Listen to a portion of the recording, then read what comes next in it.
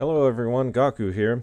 As some of you are aware, I occasionally make videos about Uber, and there's an important issue I wanted to talk about, especially in case other drivers happen to come across this video. There's an infrequent problem that drivers might encounter, and that's people seeking to scam drivers directly. And let me describe the scam for you first. The way the scam works is that you get a notification for a pickup, and then when you accept the ride, you're going to almost instantly get a text message from the rider. Now, Uber allows you to send text messages back and forth to your rider, if you need to figure out where they're located or clarify something, for obvious reasons. But what's going to happen in this case is that you're going to get a text message that says something along the lines of, "Attention, this is an official message from Uber. Please contact your rider immediately." And this is coming from your rider via a text message.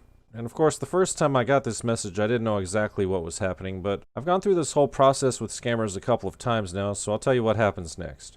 If you call the number, you're going to get someone on the other end who's going to pretend to be a member of Uber support. And what they're going to claim is that Uber itself has scheduled a ride, and you have thus been randomly selected as a driver to receive some award. In the first instance, they claimed it was a Christmas bonus for drivers who are out on the roads. In the second instance, they claimed it was a reward for having a high rating. The important thing is that if you call this number back, you get someone on the other end who's going to claim to be an Uber support, and they want to give you some money on behalf of Uber. First thing they ask you to do is to pull over to a safe location, and they ask you to cancel the ride, but they want you to stay on the line with them. If you go through the process, you pull over, you cancel the ride, which of course counts against you, but you're still on the line with them, and then they go through their spiel, which is that they look at your account, they look at the information that's available to riders, which includes how many rides you've completed and your rating and all this stuff, so they just offload all this onto you. It's like, "Hi, we're here at Uber Support. We see that you've completed however many thousand rides. We see that you've got very high ratings. That's great, and we want to give you some money," okay? So this is how they try and sucker you in. What they ask for next is where the scam comes in.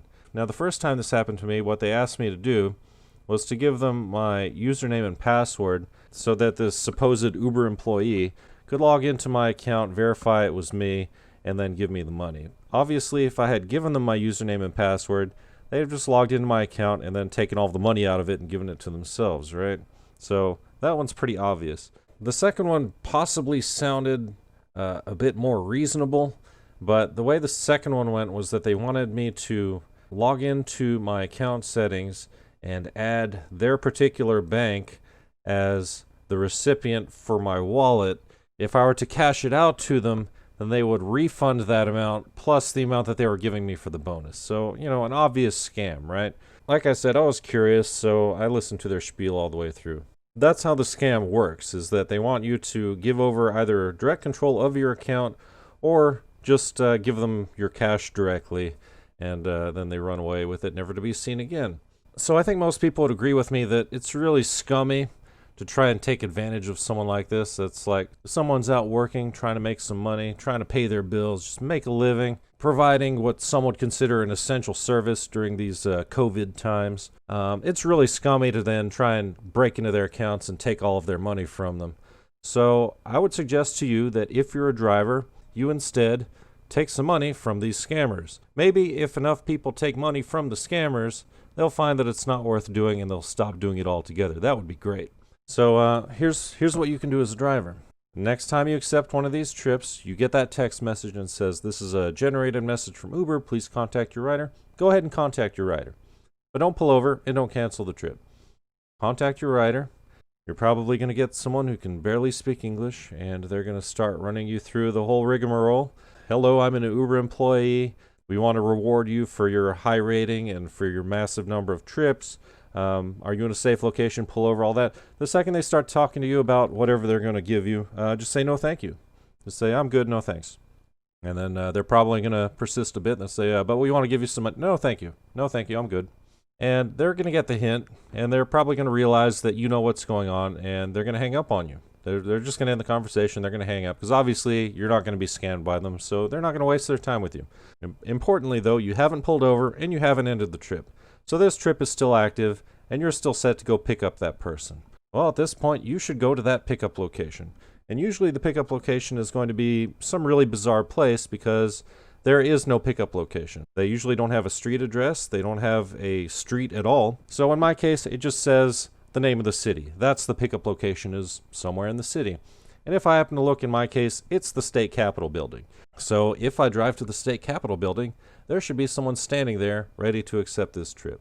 So in my case, I drive to the state capitol building. There's no one there, but I'm going to drive by that state capitol building, and in close enough proximity, it's going to start that countdown timer, after which I can cancel the trip.